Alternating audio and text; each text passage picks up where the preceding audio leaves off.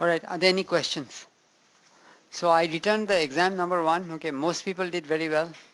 There were maybe 4 or 5 people that didn't do so well. Okay, but other than that, most people got like almost 90% or more. Okay, so which is good because how many people here have had a prior biological background, right? Okay, so only one person. So that means I did a pretty good job. People learned something. Okay, although if people, somebody told me there were 300 pages and all that. Well, you're supposed to learn the molecular biology in 6 weeks. You're an engineer. You don't have semesters or years to learn the stuff. So, you know. And we are getting pretty close to the end of the molecular biology portion. So we'll switch to the engineering thing probably from sometime next week. And then towards the end of the semester, we need to leave at least a couple of weeks, right? Because you guys are going to make presentations, all right? You're going to present some papers, okay? Once you finish the molecular biology, then you look at the different techniques, all right? The signal processing techniques, then you pick your paper and you'll present. So we have 17 people here, so we need at least 2 weeks, okay, or more than that. So we have to get done well before Thanksgiving because, December 3rd is when I want to finish up the last class, okay, December 3rd, right? So, all right, are there any questions? So last time we were, getting ready to take a look at mitosis, right? And towards the end of the class, I mentioned that although mitosis proceeds as a continuous sequence of events, it is traditionally divided into 5 stages: prophase, prometaphase, metaphase, anaphase, and telophase, right?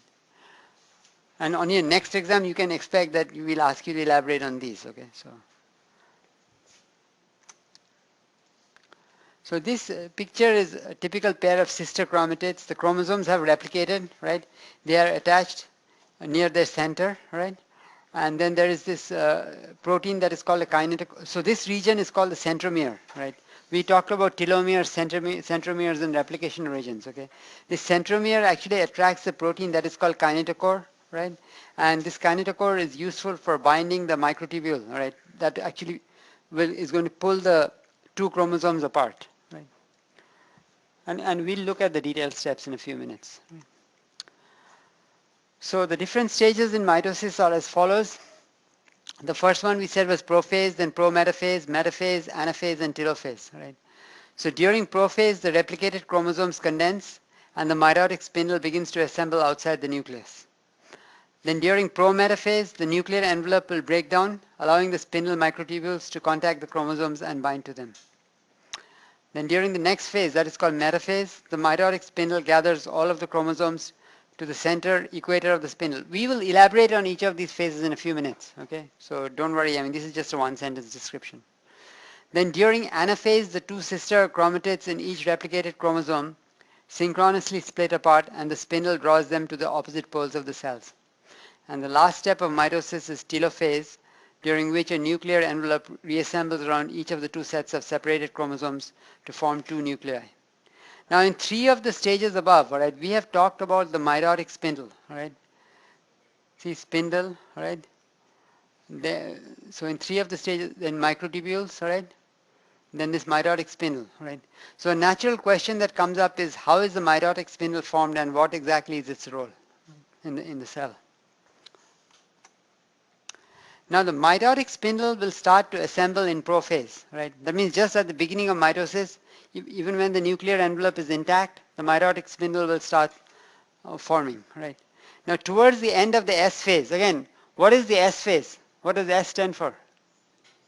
Synthesis, yeah, DNA replication. So towards the end of the S phase, right, the cell is going to duplicate a structure that is called the centrosome to produce 2 daughter centrosomes, which initially remain together at one side of the nucleus, right?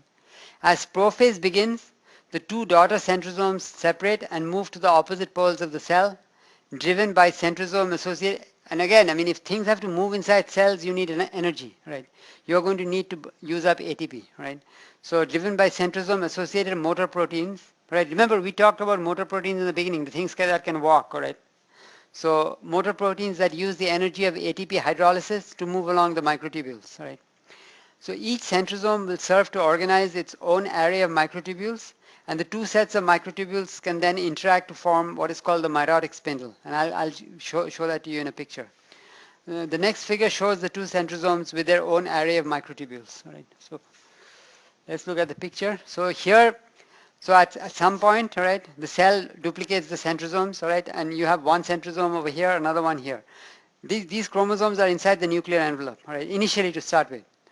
Now the way these microtubules are formed is that, or even the mitotic spindle is formed, is that there is each of these centrosomes, okay, it is going to grow something, grow and shrink, all right. So there are units of a protein, all right, called tubulin that are added on, and then radiating from each each centrosome, all right, you will have these guys. All right, it's like they're exploring the interior of the cell, growing, shrinking, all right. It's a dynamic instability, all right.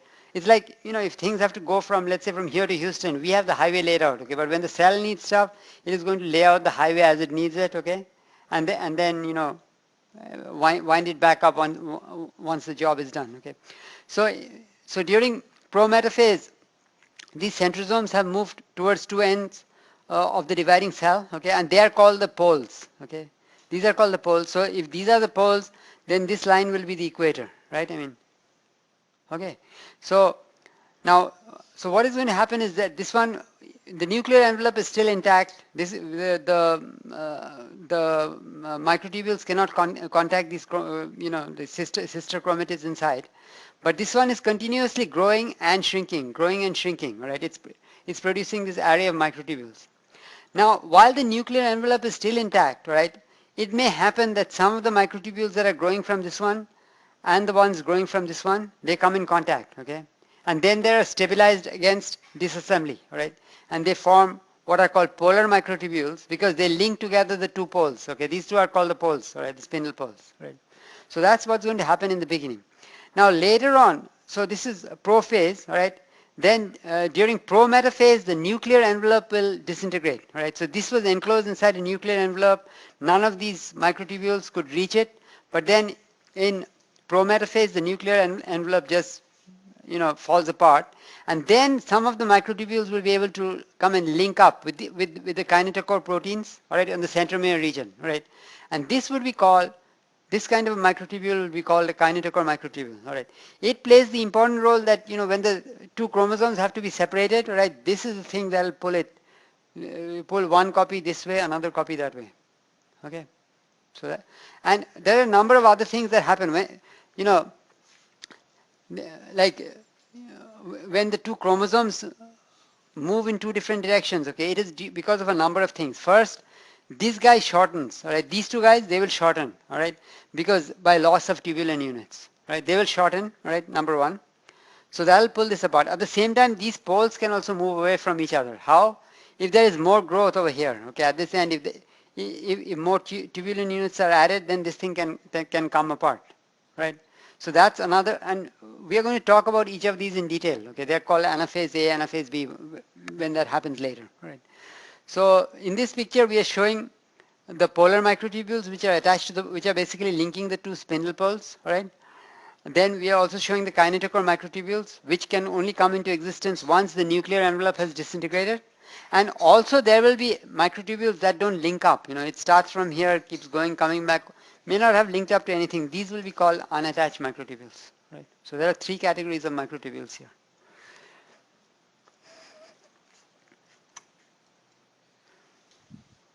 So this is basically, textual explanation of the stuff that I showed you in the figure, but let's just go through it.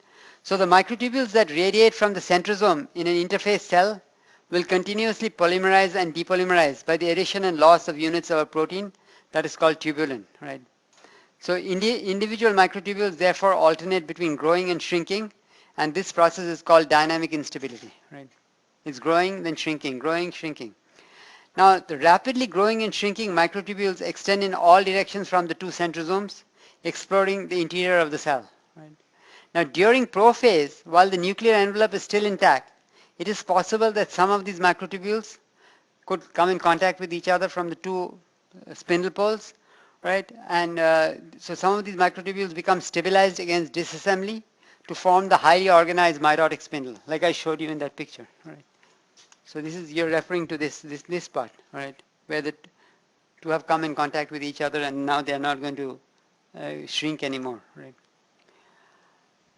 So this happens when some of the microtubules growing from opposite centrosomes interact, binding the two sets of microtubules together to form the basic framework of the mitotic spindle. Right? And those interacting microtubules are called polar microtubules, like I showed you in the picture, since they originate from the two poles of the spindle. And the two centrosomes that give rise to them are called the spindle poles. Okay, so if those two are the poles, all right, you agree with me that this is the equator, right? North pole, south pole equator, right? Because that terminology will be useful in a few minutes. Right? So these are the spindle poles, right? Now, chromosomes will get attached to the mitotic spindle during prometaphase, right?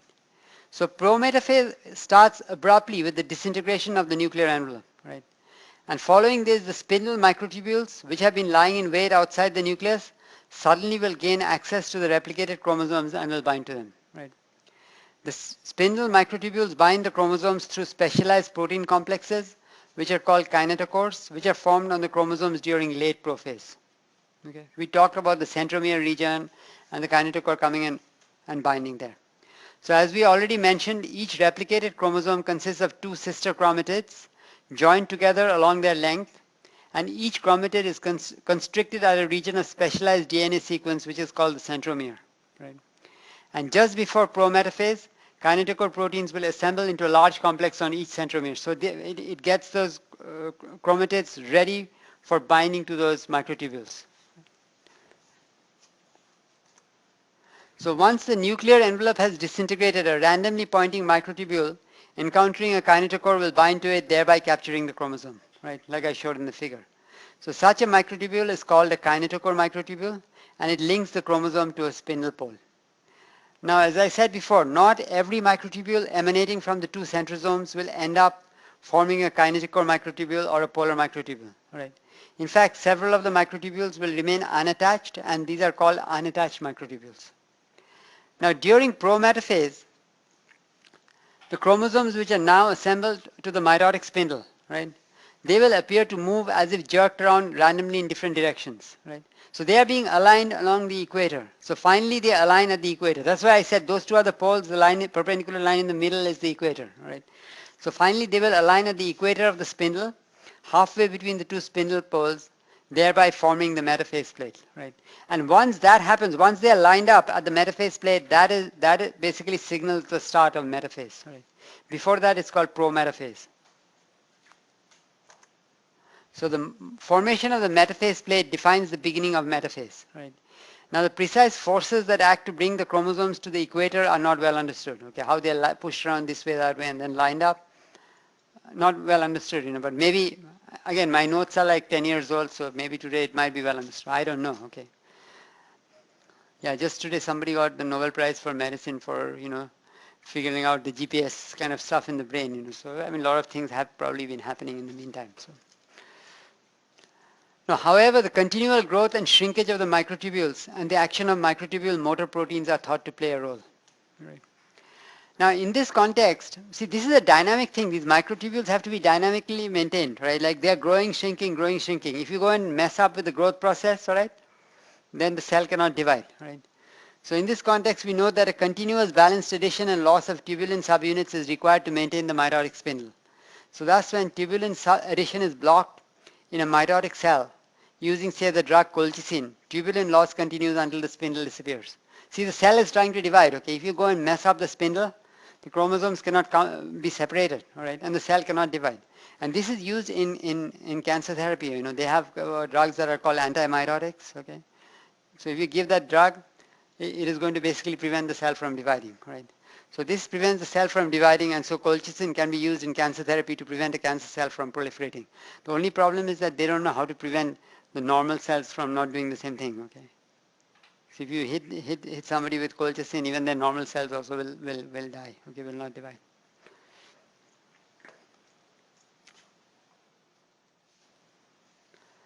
So we have talked about prophase, metaphase, metaphase, and then the next phase in mitosis is called anaphase.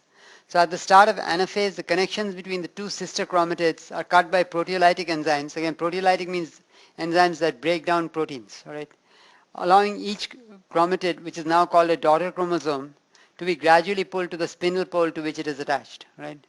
And as I said before, this movement is happening because of two things. The kinetochore microtubules are shortening, right? And then also the poles are moving away from each other, right? So this movement is the result of two independent processes brought about by different parts of the mitotic spindle. These processes are called Anaphase A and Anaphase B, and their occurrence is more or less simultaneous, right?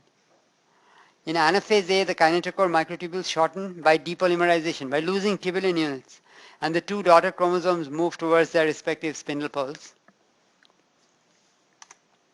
In anaphase B, the spindle poles themselves move away from each other, further contributing to the segregation of the two groups of daughter chromosomes, right?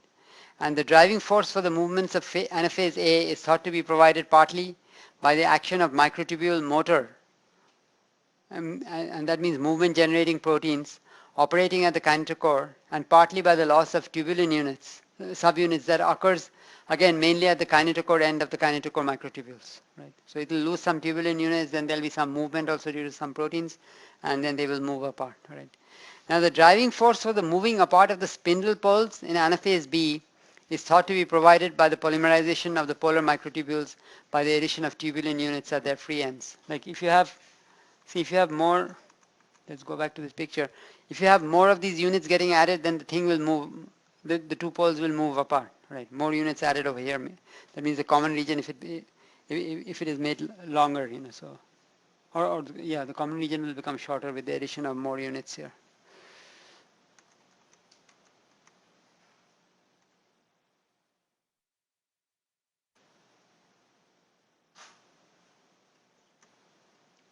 Now the last step in mitosis is telophase, okay? Because now the two chromosomes have separated out, and now you need a fresh nuclear envelope to be formed around each daughter chromosome. So during telophase, the nuclear envelope reforms around each group of chromosomes to form the two daughter nuclei. Now with the creation of the two daughter nuclei, the process of nuclear division, which is mitosis, is complete, right? Now M phase involves more than just the segregation of the daughter chromosomes and the formation of new nuclei, because everything else also has to be properly apportioned between the two daughter cells, okay?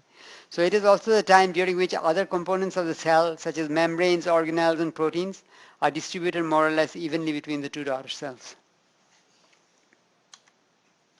And this is achieved by what is called cytokinesis, or splitting of the cell, and usually begins in anaphase, right? That means when the chromosomes are moving apart, but is not completed until after the two daughter nuclei have formed. Now regarding cytokinesis, we note the following. The mitotic spindle will determine the plane of cytoplasmic cleavage, right, which is usually orthogonal to the orientation of the mitotic spindle. So you have the mitotic spindle that is going to pull the chromosomes apart, whereas the splitting of the cell will take place perpendicular to it. And people have done tests where, you know, if you use a needle to disturb the mitotic spindle, then the plane of cytoplasmic cleavage also will shift accordingly, right? If it's early enough, of course, right? Now the thing that carries out this cytokinesis is called the contractile ring of animal cells, uh, and it is made up of proteins actin and myosin. Now in the case of plant cells, right, the cytokinesis or the splitting of the actual splitting of the cell involves the formation of a new cell wall, presumably because the plant cells in general are surrounded by a tough cell wall.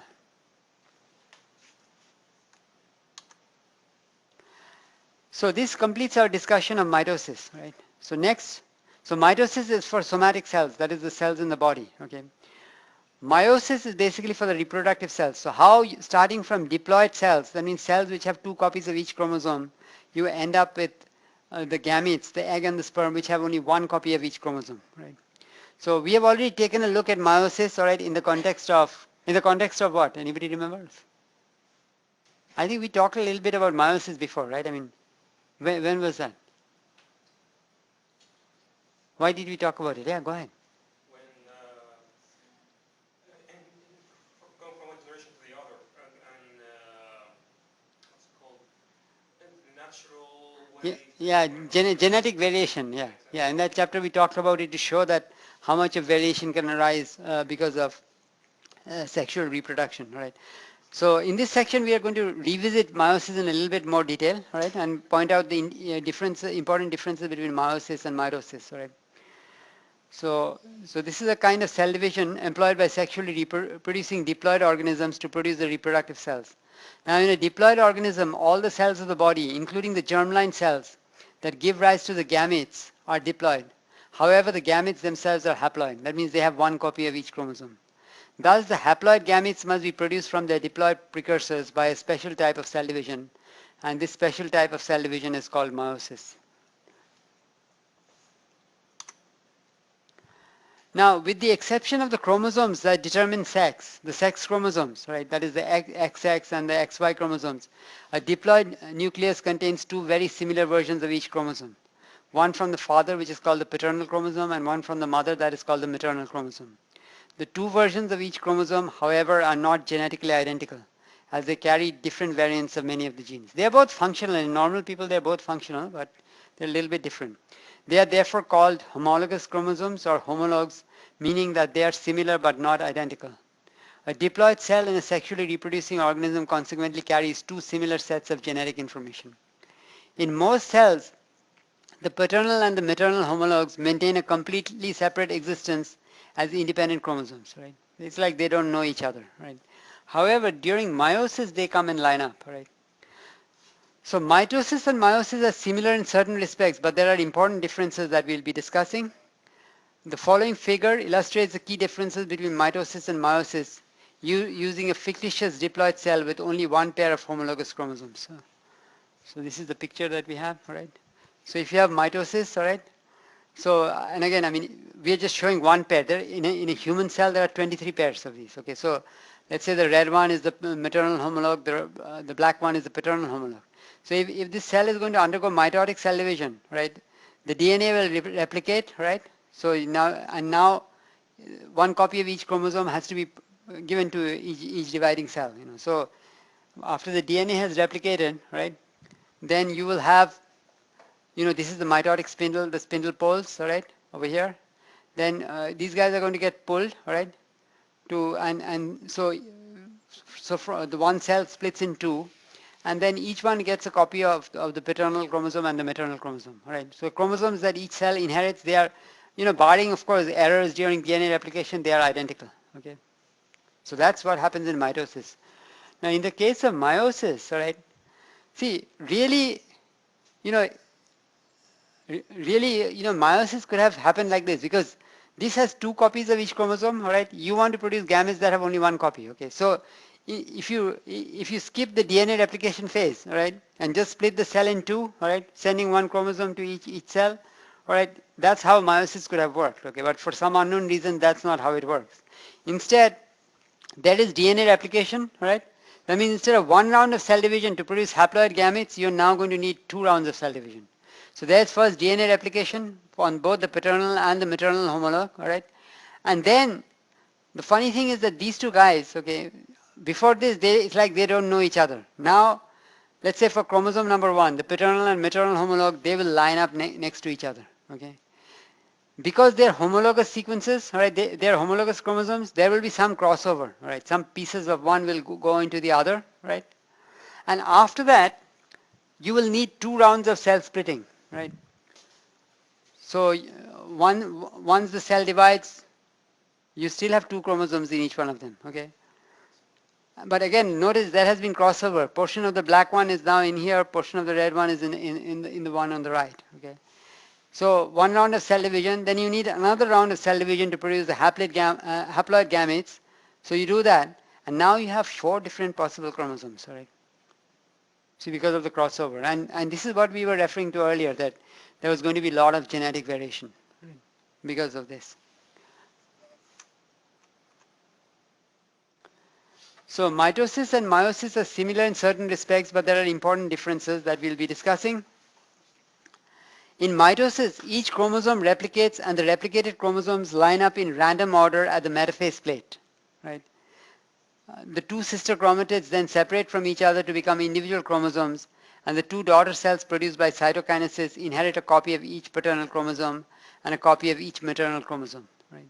Thus, both sets of genetic information are transmitted intact to the 2 daughter cells, which are therefore each diploid and genetically identical. Now in contrast, when diploid cells divide by meiosis, they form haploid gametes with only one half the original number of chromosomes. That is only one chromosome of each type instead of a pair of homologues of each type. Thus each gamete acquires either the maternal copy or the paternal copy of a chromosome, but not both.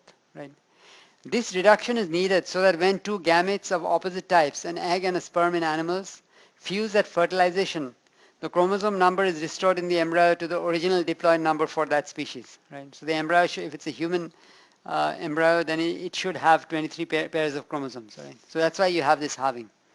Now since the assignment of maternal and paternal chromosomes to the gametes during meiosis occurs at random, the original maternal and paternal chromosomes are reshuffled into an incredibly large number of different combinations, as we discussed earlier in the chapter on genetic variation. Right. So as noted in that chapter and as shown in the figure, in a meiotic cell division, the replicated homologous paternal and maternal chromosomes, including the two replicated sex chromosomes, pair up alongside each other before they line up on the spindle. Right? And this makes it possible for crossovers by homologous recombination to occur at this stage. Now in principle, since meiosis involves a halving of the number of chromosomes, it could have occurred by a simple modification of a normal mitotic cell division, such that the DNA replication, S phase is omitted. If you omit the S phase, you do a cell division, right, you're going to be halving the total amount of DNA, or the number of chromosomes. Right? So for unknown reasons, that doesn't happen. The actual meiotic process is more complicated and involves DNA replication followed by two cell divisions instead of one, as shown in the earlier figure. Right? Now occasionally, see, when you're having all this division, okay, when you're having this division, right, the meiotic division, and then each cell is supposed to get one copy of each chromosome, right? What happens when this guy divides if the same cell got two copies, okay, and the other one got nothing? The other one will be eliminated because it is not viable, but this one will have two copies, okay? And you can have situations like, one example is the Down syndrome, right? It's called trisomy 21 because the individual that has Down syndrome has got 3 copies of chromosome 21, okay, instead of 2 copies, okay. So probably it's either an egg that had 2 copies of that fertilized by a sperm with 1 copy, all right, or vice versa, okay. But in most cases, those individuals do not survive, right? Another example is if this involves the sex chromosomes, all right, because females will have 2 X chromosomes, all right? Males will have X and Y, okay? What happens if somebody has 2 X chromosomes and 1 Y chromosome, right? That person will, no, it happens. That person will have both male and female characteristics, all right? It can happen. So it's not legend, or it's not, something that just people talk about, it can happen, right? Or somebody could have 3 X's, okay? So triplo X, all right? So I mean, most of the time it doesn't happen, but if this thing makes a mistake, it can be quite disastrous. Yes, sir. Which chromosome is first if the amount I didn't understand. If chromosomes are what? is first to RNA Oh, twice mRNA it will produce. Is that what you're saying? Yeah, probably, yeah. there are only two, so how to decide which one is first? No, if you have an extra copy of a gene or something, yeah, maybe your cells will overexpress that thing, okay? And in most cases it will be lethal because that person will not survive. But Down syndrome is an example, okay, that you have one extra copy of chromosome 21. Right, and if you've seen people with Down syndrome, I'm sure most of you have seen. Okay, I mean, once you see, I mean, you can make out that there is something abnormal about them. So the way they carry themselves and all that. So yeah, you can make out. But in most cases, if the chromosome number is not correct, right, then that individual will not survive. They will not even. I mean, that kind of a fetus will probably not even make it to full term. So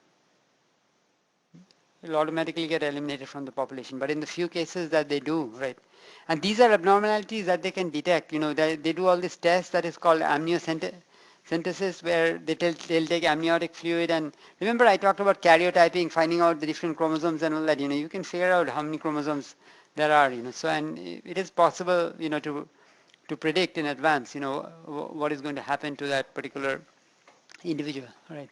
But then, of course, it brings up all kinds of ethical issues. What are you going to do, right? If it's going to be somebody with Down syndrome or something else, it's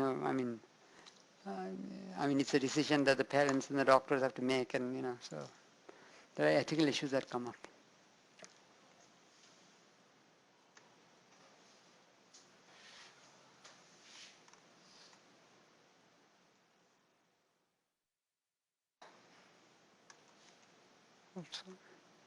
So occasionally, as I said, the meiotic process occurs abnormally and homologues fail to separate.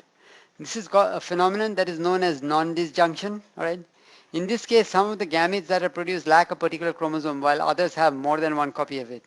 Such gametes, when combined with a normal gamete of the opposite type, right, it's very unlikely that you're going to have, a gamete that has extra copies of chromosomes again combining with another set of gametes that have extra copies. That probably won't happen. So it probably will combine with a normal gamete. They will form abnormal embryos, most of which do not survive. Some, however, do, and Down syndrome in humans is an example of a disease that is caused by an extra copy of chromosome 21. And this condition is therefore referred to in the scientific literature as trisomy 21, meaning that such a person's genome has 3 copies of chromosome 21 instead of the 2 copies that normal humans have. Alright, are there any questions? So we finished the chapter on cell division, right? So now we are going to move on to the chapter about cell cycle control, cell death, and cancer. Right.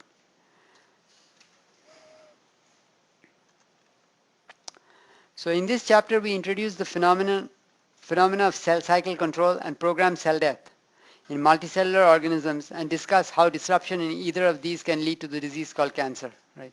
See, in multicellular organisms, even for an adult organism, there has to be cell division has to continue. Because as I told you before, the cells on your skin are replaced once every 10 days. The cells lining your gut once every 3 days. So there is some kind of a dynamic equilibrium. The rate at which the new cells are being produced is roughly the rate at which the old cells are being sloughed off. Right? So there is a dynamic equilibrium. If that is disrupted, that's when you can get diseases such as cancer. Right? Now, our discussion so far has focused on 2 aspects of cell division. Replication of the contents of the cell, right? And we talked about that, like you can do DNA replication, protein synthesis, and so on. That's how you replicate. Then, in the last chapter, we talked about the actual partitioning of these replicated contents between the 2 daughter cells when the cell divides. Okay, how does it take place? All this mitotic spindle, prophase, prometaphase, anaphase, telophase, all that stuff. Okay. Now, there is yet another aspect of cell division which is crucially important, namely the mechanism by which the cell controls the different chronological steps that are involved in cell division. Right? Because you have like S phase, all right, then G2 phase, all right, M phase, G1 phase, and so on. Okay, so one step shouldn't happen before the other one is completed. So there has to be some kind of clock that is doing the timing. Right, the timing is important. So the events of the cell cycle occur in a fixed sequence, namely the M phase. So the M phase is when mitosis occurs, mitosis and cytokinesis, all right, followed by the G1 phase. Again, G1 is for what? Gap 1 phase. G1 phase followed by S phase, then S phase followed by G2 phase, and finally G2 phase followed by M phase again. So this is ensured by a cell cycle control system which has to perform a number of functions. First of all, the cell cycle control system has to activate the enzymes and the other proteins that are responsible for carrying out each process in the cell cycle at the appropriate time, and then it has to deactivate them once the process is completed. Right? It must also ensure that each stage of the cell cycle is completed before the next one is begun. For example, it has to make sure that all of the DNA has been replicated before you trigger mitosis, right? That mitosis has been finished before you do cytokinesis or the actual splitting of the two, of the cell in two, right? And so on. Now the control system must also take into account if the conditions outside the cell are conducive for division. For example, in a multicellular organism, the control system must be responsive to signals from other cells, such as those that stimulate cell division when more cells are needed. If you have a cut or a wound, okay, you need more cells. Okay, so there will be platelets will give out certain signals to the surviving cells telling them to divide. Okay. So it is clear that the cell cycle control system plays a major role in the regulation of cell numbers in the tissues of the body. Right? And when this system malfunctions, it can result in cancer. Right? If it's a unicellular organism like bacteria or yeast, right, you give them enough food, right temperature, right carbon dioxide concentration, they'll just keep on multiplying. in the case of a multicellular organism, new cells should be produced only at the right time, at the right location when they are needed, okay, not otherwise. Right? And if they happen, in the absence of need, that's when you can get tumors and cancer and so on. Now this operation of the cell cycle control system is very similar to that of the control system for any cyclic process. And we will illustrate this by drawing the analogy with an automatic washing machine. Right? Now the duty cycle of an automatic washing machine consists of the following 5 steps. Take in water, mix with detergent, wash the clothes, rinse them, spin them dry. Okay, we all know that. We all use washing machines, right? Now in the eukaryotic cell cycle, these steps would correspond to like DNA replication, mitosis and so on. Okay, G1 phase and G2 phase and so on. Furthermore, the washing machine controller is itself regulated at certain critical points of the cycle by feedback. Right? There's feedback control from the processes that are being performed. Okay? For example, if the level of water is not high enough, okay, you shouldn't go to the next step. Okay? That kind of thing is there. Right?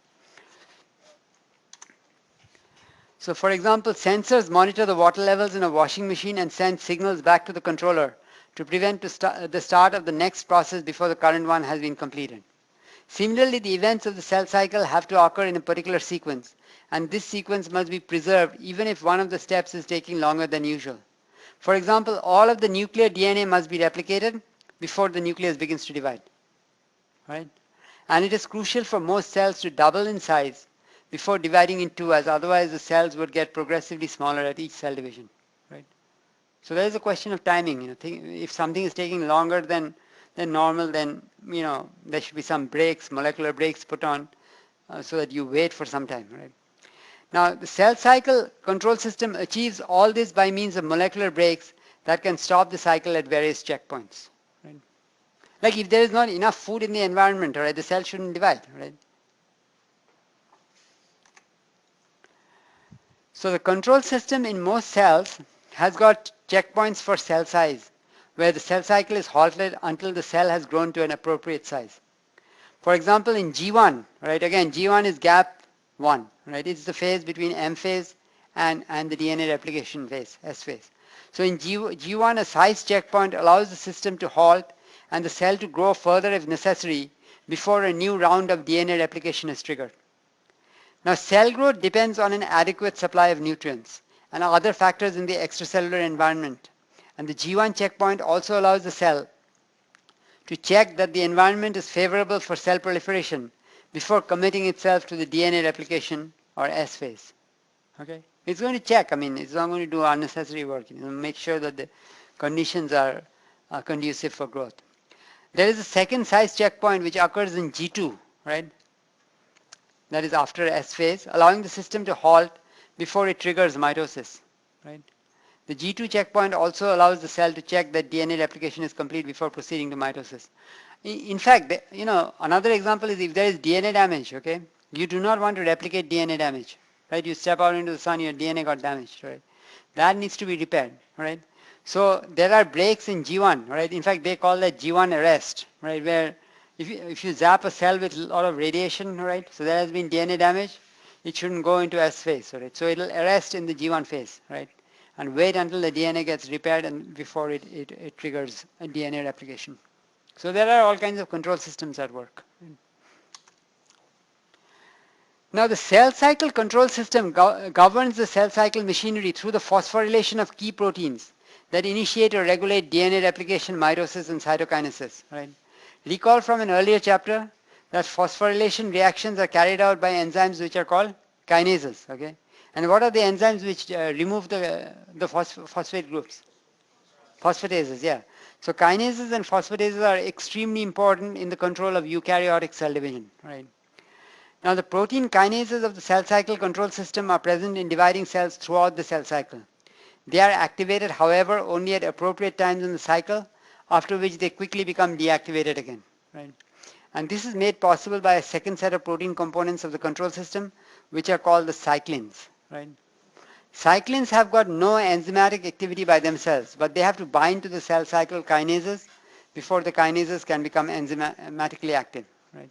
As a result, the kinases of the cell cycle control system are referred to as CDKs in short, or cyclin-dependent protein kinases. Right? Now cyclins derive their name from the fact that their concentrations vary in a remember there is some timing involved in the cell, okay, so the concentration will oscillate, right, of the cyclins. So cyclins derive their name from the fact that their concentrations vary in a cyclical fashion during the cell cycle. We will focus, and there are different cyclins and different cyclin dependent kinases. We will focus only on one particular one. So we will focus on the cyclin dependent kinase complex that is responsible for driving cells into mitosis, right? And this cyclin dependent kinase complex is known as the Anaphase promoting factor, or MPF, because at that time people didn't know the composition, so they didn't know it had a kinase and it had a cyclin, okay, but this is the factor that would promote the cells going into M-phase, okay, so they called it an M-phase promoting factor.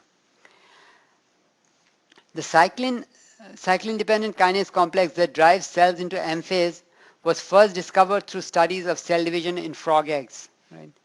The fertilized eggs of many animals are especially well suited for biochemical studies of the cell cycle because number one, they are very large, right? A frog's egg is like a millimeter in size, so that's a pretty big, it's a single cell that is pretty big, right? And if it's a fertilized egg, the first few divisions, all right, these are what are called cleavage divisions, where there is just DNA replication and then mitosis. DNA replication, mitosis, all right? So it happens very fast, right? So the fertilized eggs have that characteristic that they will divide very, very rapidly, right? So you can observe things pretty quickly. So this is due to the fact that they undergo cleavage divisions, that is M phase followed by S phase and then M phase again with the little or no G1 or G2 phases in between.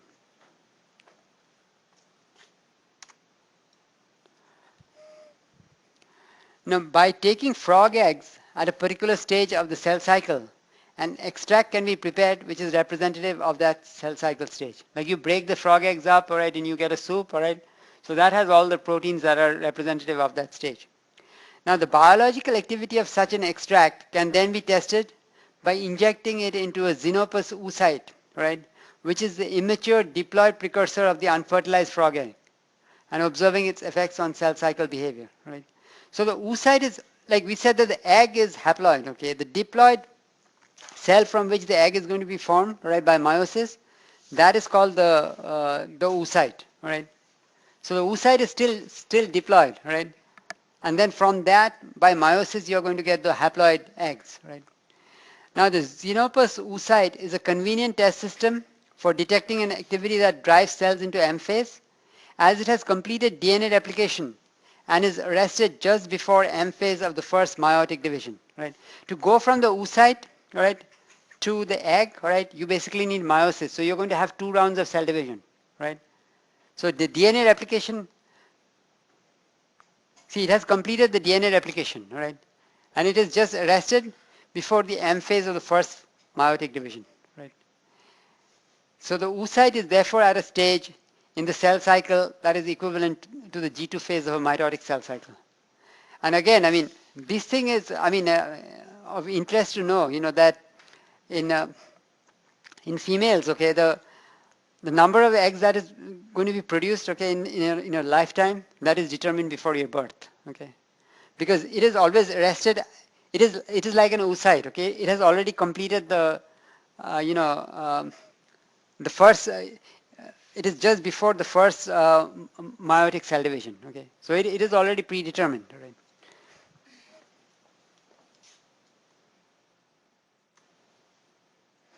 So in such experiments, right, so you're taking the abstract, right, from the fertilized frog egg, right, you're taking that abstract, and then the test system, okay, you want to see the activity of that M phase promoting factor. The test system will be basically that oocyte, because the oocyte has completed DNA replication, and you know, if you give it the M phase promoting factor, it will drive it into something similar to mitosis, but it's only the first division, okay, the first meiotic division, right. So it was in such experiments, it was found that an abstract from an M phase fertilized egg instantly drives the oocyte into M phase. Whereas if you take cytoplasm from a cleaving egg at other phases of the cell cycle, it does not, right?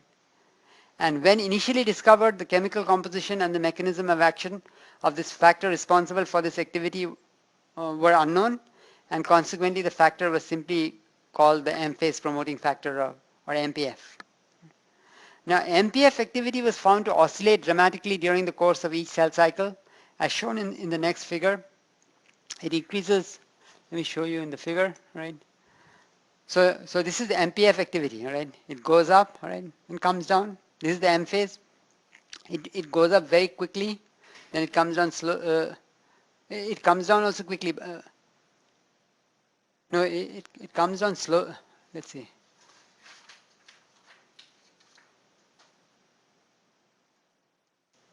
No, it's going to go up to start the M phase, okay, and then once M phase is over, it's going to come down, then go up, then come down, okay. But it's not the activity of just this factor; it's the activity also of the cyclin that determines the speed at which it will go up and come down. So I'm getting to that in a few minutes, all right. So MPF activity was found to oscillate dramatically during the course of each cell cycle as shown in that figure. It increased rapidly just before the start of mitosis, and it also fell rapidly to zero towards the end of mitosis. Right? So subsequent studies revealed that MPF contains a single protein kinase, right, which is required for its activity. So by phosphorylating key proteins, so right, a kinase is going to phosphorylate proteins, right? So by phosphorylating key proteins, the kinase causes several phenomena associated with mitosis to occur. For example, with mitosis, you need the condensation of the chromosomes, right? You don't want chromosomes that are spread out all over the place. They have to condense.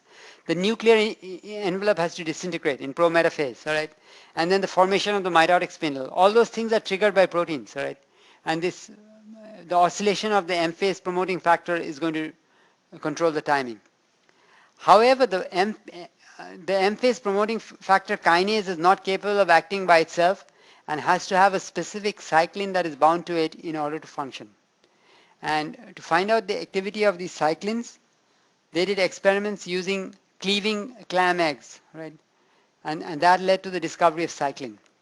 Cyclin was initially identified as a protein whose concentration will rise gradually during interphase and then fell rapidly to zero as the cells went through M phase, repeating this performance in each cell cycle, right, as shown in that figure. So this is like the timing component, right? So this is just oscillating like this, right, this cycling. Okay, it's like the timer, like the clock in a computer, right? And so the MPF, or the M phase promoting factor, is a protein complex which contains two subunits, a regulatory subunit which is the cyclin, and a catalytic subunit which is the mitotic cyclin-dependent kinase. Right? And I will continue from here next time. Let's stop here for today. I mean, this is a good place to stop. I'll just repeat a little bit of this stuff next time and then go from here. All right, any questions?